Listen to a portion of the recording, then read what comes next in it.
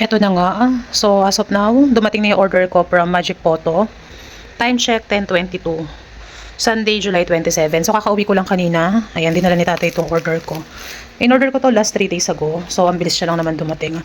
Ano to, mga photo paper. Tapos, meron kasi ako in-order na na maliit na laminating machine. Kasi yung dito ko, pag mga heavy duty.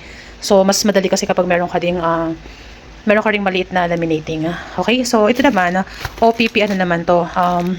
Yung plastic, lagayan siya ng mga 1x1, 2x2, and then yung mga small na rep magnet. So, kinukompleto ko na yung mga gamit ko. And then now, let's do, ayan, so, ayan box ko to. Wait lang, hanap lang muna tayo ng gunting. Okay, wait lang. Okay, so ito. Ayan, kalawang na ng gunting ko. Anong oras na ba? So, 10:23. Okay, hanap lang tayo ng magandang spot. Wait lang.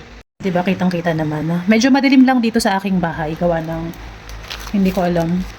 Mahina na yung mga ilaw dito. So, ito muna ipapakita ko. Yung OPP na plastic. Hindi ako sure kung, kung tama yung size na nabili ko. So, paglalagyan ko siya ng mga rep magnet. Itong magnet ko ilalagay natin. Tingnan natin kung kasya. And then, ganitong sukat. Tapos, sa ID rin, yung mga 1x1, 2x2 ID. So, let me check if mapifit siya. Check natin. Malaki din, meron din ako in-order na A4 size. So, diba? May gunting pero hindi naman ginamit. So, yan. Kuha tayo ng isang papel. Hindi pala papel, isang plastic ko. So, ito yung sample. Meron na siyang pandikit. Ay, ang ganda. Ayan. So, ito, medyo malaki lang siya dito. Okay, yan. So, yung doble nito. Hindi ko alam kung ano yung sukat nito eh. Pero okay na din. Goods na siya. Ito isa, yung 2.25 times 4 pala to. So, dito siya bagay. Oo, ayan siya. O, diba? Ang ganda niya. So, ang sukat nito, 2.25 times 4. Ayan, ang ganda. Diyan. So, check ko pa yung ibang rep magnet. Ayan, ganda niya. So, meron na siyang pangdikit. Isa lang naman. So, ganyan siya. Ayan, o, diba? Ang ganda. Okay, so okay na to. Hindi ko na ipapakita itong isa. Kasi wala pa tayong paglalagyan. Ano naman yung bubuksan natin? Hindi ko alam kung ano yung mga in-order ko dito. Pero ang alam ko lang, bumili ako ng laminating film, yung A4 size. Tapos more on mga phototop, pati yun, yung maliit na laminating machine. Hindi ba yun yung magpabukas? Sana maganda yung laminating machine. Pero maganda naman yung review niya.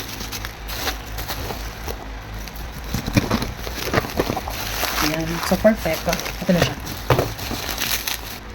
So ito siya. Kwap yung tatak ng laminating machine. So, cold and hot. Ayan. So, tingnan natin and testingin din natin. Okay. Tapos nasa ilalim yung mga photo paper. Wait lang po. Ito siya.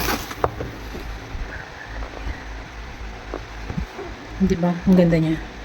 Maliit lang to guys. Pero, ano naman to? Very useful naman to. Hindi ko alam kung wait lang. 80, hanggang lang siya, hanggang 80 and 125 microns. Then, ito naman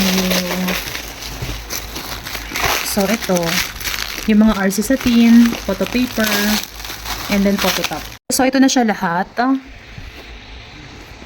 Bumili ako ng mga RC satin para sa mga 1x1 picture. Okay, meron tayong 5 hour, 4 hour, pati 3 hour. And then, bumili din ako ng A4 size nito. So, dito muna siya. And then, laminating film. Meron pa ako nito, kaya lang, nagdagdag lang ako. So, A4 size, 250 microns. Medyo mahal lang to. 10 sheet siya. Ayan, ito yung yung laminating ko, yung color blue laminating machine ko. Meron ako niya nasa taas. Cold laminating na photo top. So, umorder ako ng dalawang matte. Okay. 20 sheet siya. Hindi ko alam, nasa 85 pesos lang ata to. And then, glossy, dalawa. Ang gamit lang kasi talaga sa akin yung pero meron pa naman ako dito. Meron pa rin ako nandun sa may box. So nag-iipon lang talaga ako nito. And then, meron akong glittery. So, glitter. So, yun lang naman. Dinagdag ko lang dito. And then, waiting pa ako sa ibang mga paparating ko na mga in-order. So, medyo nakakaubos ng sahod tong mga to. Okay, so yun lang for today. And then, ipakita ko na lang to sa susunod na video ko. Kung maganda ba tong kwap. Actually, maganda naman yung tatak na kwap. Kaya lang, first time ko lang na bumili ng ganitong kaliit na, parang portable laminating siya. Pero okay naman to, goods naman to, maganda yung review niya. And tignan lang natin kung gumagana siya mamaya. Okay, yun lang. Bye guys.